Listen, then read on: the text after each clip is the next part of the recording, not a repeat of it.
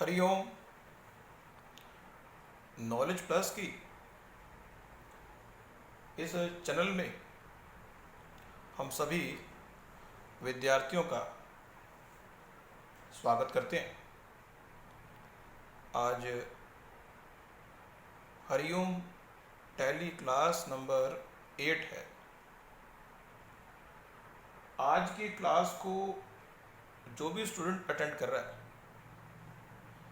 उस क्लास में आपको वो बात बताई जाएगी जो अक्सर एक टीचर विद्यार्थी को बताना नहीं चाहता। हम टैली की इस वर्कशॉप को एक महाविस्फोटक वर्कशॉप के रूप में मान रहे हैं और आप सब विद्यार्थियों का अगर सहयोग रहा तो ये महाविस्फोटक वर्कशॉप ऑडियो के हिसाब से है, वीडियो के हिसाब से नहीं। हम चाहेंगे कि इस वर्कशॉप को अटेंड करने वाले सभी विद्यार्थी लैपटॉप पर या डेस्कटॉप पर आ जाएं और इस वीडियो को ओपन कर लें तो इसका सही बेनिफिट उसको मिलेगा। टैली ईआरपी 9 के अंदर, जैसा कि हमने टैली की पहली क्लास में बताया था कि टैली के अंदर 5 पिलर हैं जिनके ऊपर टैली टिकी हुई है। उसमें मास्टर क्रिएशन है, ट्रांजैक्शन क्रिएशन है, यूटिलिटी है, रिपोर्ट्स हैं और कॉन्फ़िगरेशन या फीचर्स है। हमने शायद पिछली क्लास में कॉन्फ़िगरेशन और फीचर्स पे बात की थी, लेकिन हमारी आज की क्लास का फोकस जो है टैली के 2 स्तंभों पे है। टैली के 2 जो स्तंभ हैं, जो मास्टर क्रिएशन का स्तंभ है और ट्रांजैक्शन का है, उस पे हमारा फोकस है।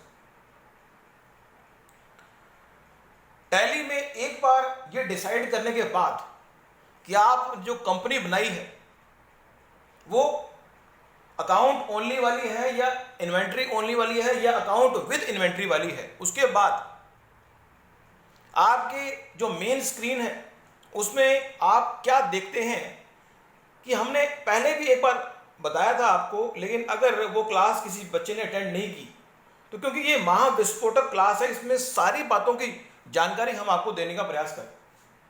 जिन्होंने हमारी टैली की कोई भी क्लास अटेंड नहीं की उसको लिए भी ये एक नए सिरे से बात को समझने का तरीका हो सकता है। अगर अटेंड की हुई है तो सोने पे सुहागे वाली बात होगी। तो टैली की जो ओपनिंग स्क्रीन है, हम अगर उसको देखें ध्यान से, जब हमने कंपनी को ओपन कर लिया, अब यहां पे हमें कंपनी कैसे क्रिएट करते हैं ये भी बताएंगे। कंपनी क्रिएट करने के बाद कुछ, अभी फिलहाल हम ज्यादा डेप्थ में नहीं जाएंगे, लेकिन मेन बातों पर फोकस करेंगे। लेकिन वो क्रीम की बातें हैं, वो स्टार की बातें हैं।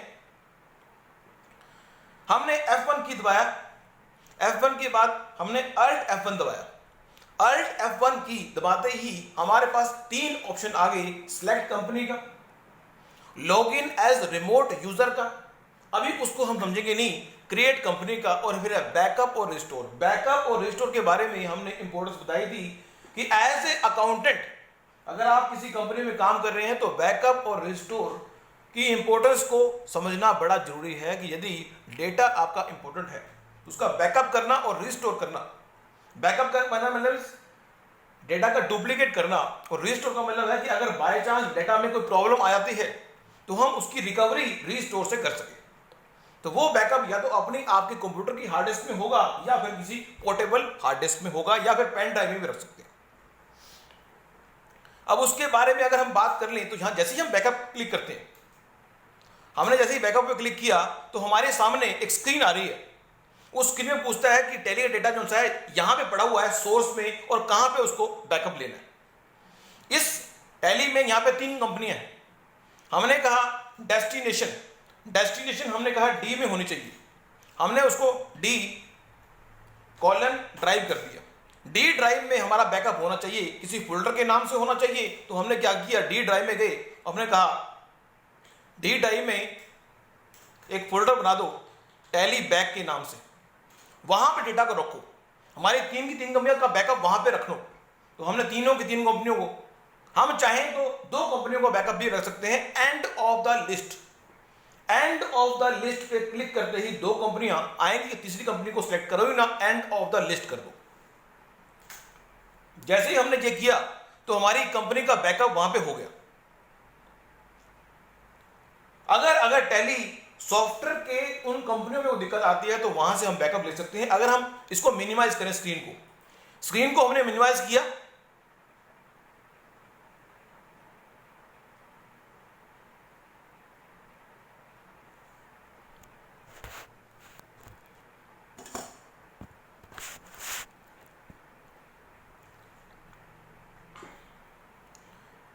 स्क्रीन को मिनिमाइज किया हमने, यहां पे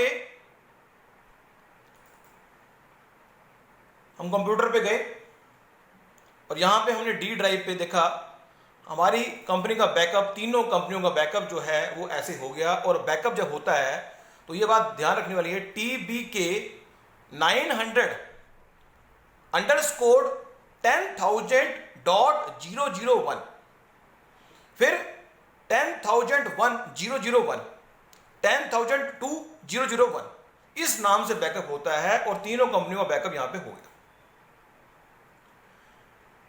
अब अगर हम इन कंपनियों को डिलीट भी कर दें तो हम आसानी से स्क्रीन पे जो नजर आ रहा है उस पर ज्यादा फोकस ना करें, जो हम बोल रहे हैं उस पर फोकस करें। तो रिस्टोर में हमें उल्टा काम करना पड़ेगा। क्या करना पड़ेगा? उल्टा काम करना पड़ेगा। उल्टा मींस हमें यह बताना पड़ेगा कि रिस्टोर तो करना है, लेकिन किस किस कंपनी को रिस्टोर करना है। तो हमारे पास दो टैब आएंगे, एक बैकअप का और एक ऑटो बैकअप का। यहां पे डेस्टिनेशन और सोर्स उल्टा हो जाएगा, वो आसानी से कर सकते हैं। अब हम क्रिएट कंपनी पे आते हैं, हम क्रिएट कंपनी की बात करते हैं। हम क्रिएट कंपनी की अगर बात करते हैं तो हम देखते हैं कि हमारी जो, ये बात भी समझना बड़ा जरूरी है कि जब डेटा आपके किसी कंप्यूटर पे डेटा जा रहा है तो आपको ये बात चेकआउट करना जरूरी है कि वो डेटा कहां पे जा रहा है। आप टैली में काम करते हुए इस बात का ध्यान रखेंगे कि टैली में डेटा कहां पे जा रहा है, सेव हो रहा है। यहां पे हमने कंपनी का नाम दिया, हमने नाम दे दिया राम एंड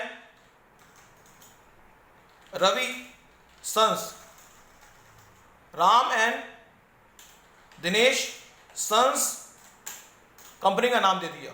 हम अगर इस कंपनी का नाम पूरा देना चाहते हैं कि ये कंपनी कहां पे एग्जिस्ट करती है, कि ये कंपनी अंबाला कैंट में है मान लो, फिर ये इंडिया में है और किस स्टेट से बिलोंग करती है, हमने दे दिया हरियाणा। फिर हमने पिन कोड नंबर दे दिया और फिर हमने उसका कंपनी का कोई कॉन्टैक्ट नंबर है वो दे दिया, मोबाइल नंबर है कोई है वो दे दिया हमने, उसका फैक्स नंबर, ईमेल एड्रेस और या वेबसाइट कोई है वो दे दी। उसके बाद फाइनेंशियल ईयर कब शुरू होगी और बुक्स कब स्टार्ट करनी। तो फाइनेंशियल ईयर तो शुरू होता है नॉर्मली, आपको पता होगा कि फाइनेंशियल ईयर 1 अप्रैल से शुरू होता है और 31 मार्च को खत्म होता है। लेकिन जो कैलेंडर ईयर होता है वो 1 जनवरी से शुरू होता है और 31 दिसंबर को खत्म होता है। यहां पे हम बुक्स जो चाहें तो 10/4 से स्टार्ट भी कर सकते हैं, 10/4/2020 से। सिक्योरिटी लेवल अगर रखना चाहें तो हम रख सकते हैं सिक्योरिटी के पॉइंट से कि हमने सिक्योरिटी रखनी है।